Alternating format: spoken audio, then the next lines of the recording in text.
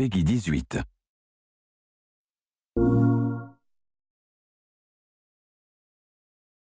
My name is David Hughes and I'm a disease biologist. I study infectious diseases and I'm an assistant professor of biology and entomology at Penn State University. So the premise of the game is that we have a disease jumping from one organism to another. If we take a step back and look at all the diseases that we humans have, we find that 60% of those diseases have indeed jumped from animals.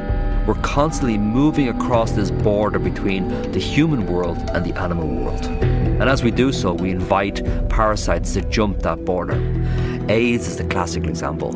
It jumped from being in a chimpanzee, where it doesn't seem to be particularly virulent or dangerous, into humans. Consequently, 75 million people have become infected by HIV, 35 million people have died.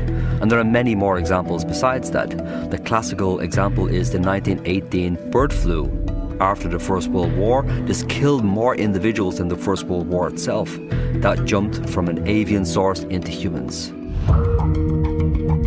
Cordyceps fungi are a group of organisms who live exclusively in insect bodies. They're parasites. The most interesting interaction is when they're infecting ants. The fungus induces a suite of chemical changes inside the body of the ant, and this causes the individual to leave the nest. The ants ascend small saplings in the understory vegetation, and they have what really does appear to be a directed behavior. They're moving towards the midpoint of the leaf, and there they're finding the tissue and they're biting deeply into it. Once the ant is dead, it grows a long stalk from the back of the head, and this is the stalk which will produce spores. And by dying above the ant colony, what is essentially happening is that the fungus has invented a sniper's alley of infection, where spores are being hurled down on top of them, and this is how the infection reoccurs in the society. So the essential question is, could this cordyceps fungi be a problem for humans? We're constantly surrounded by fungal spores. There are billions of spores which we inhale every single day. And our immune system has evolved to deal with those, or otherwise we would have a very, very short life indeed. But there can be circumstances where fungal diseases do get into our bodies and infect us.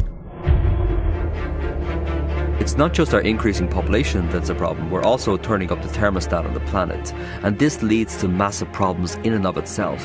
Another problem, of course, is the airplane. We have this ability to move across the planet over the course of hours.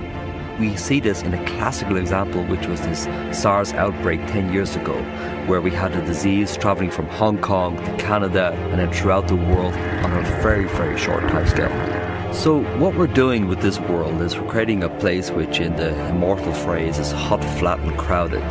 And these unholy trinity are working together to lead to ever-increasing diseases. And that's a problem for us. So in the game we see the human population being eradicated by a parasitic organism.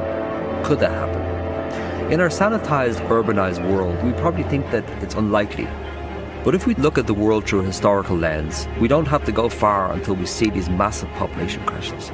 In certain parts of Europe during the bubonic plague, which started around about 1348 and then lasted for about 600 years, we see massive population crashes, as many as half of the people dying. So it really doesn't take much imagination to think a really heavily populated city such as Mexico or New York City of some infectious organism getting in there. And if it doesn't reduce our population considerably, it will at least create massive panic.